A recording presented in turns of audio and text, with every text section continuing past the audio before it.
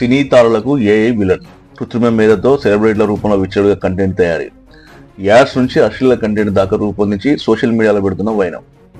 Viral అవుతుండడంతో సెలబ్రిటీలకు తంటాలు. కోర్టులను ఆశ్రయిస్తున్న నటులు. ఢిల్లీ హైకోర్టులో నాగార్జున, అభిషేక్ బచ్చన్, ఐశ్వర్య రాయ్, కరణ్ జోహర్లు పిటిషన్లు. ఈ తరహా కంటెంట్ను అడ్డుకోలేని YouTube and social media. Algorithm లోపాల వల్లే అంటున్నారు నిపుణులు. మాన్యువల్ రివ్యూతోనే పరిష్కారం అంటున్నారు నల్లమోతు శ్రీధర్. సో ఈ మధ్య మనం చూస్తే ఎక్కడ చూసినా కూడా, ఎందుకంటే పిచ్చి పిచ్చి కంటెంట్ ఎక్కడ పడితే అక్కడ పెడతా ఉన్నారు.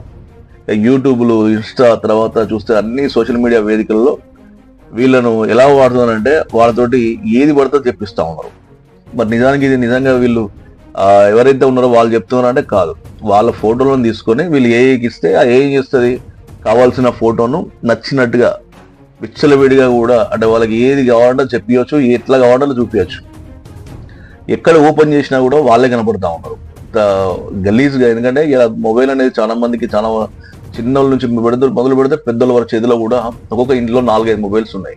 వాళ్ళు మొబైల్ ఓపెన్ చేస్తే ఈ ఏఐ కంటెంటే వస్తుంది. అయితే దాంట్లో మంచి కంటే మంచి 10% ఉంటే చెడే 90% కనబడతా ఉంటుంది.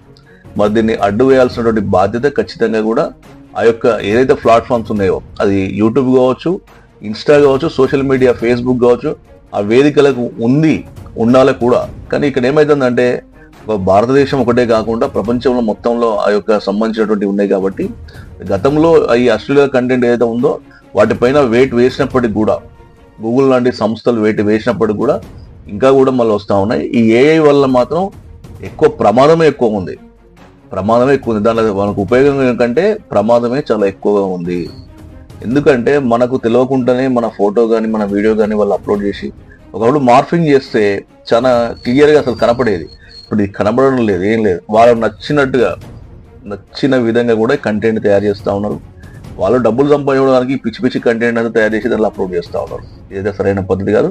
దీనిపైన ఇప్పటికే ఢిల్లీ హైకోర్టులో నాగార్జున, అభిషేక్ బచ్చన్, ఐశ్వర్య లాంటి ఎవరైతే వీళ్ళు ఉన్నారో, సో కొంతమంది సామాజికవేత్తలు కూడా పిటిషన్లు వేసారు ఖచ్చితంగా దీన్ని అడ్డుకోవాలని.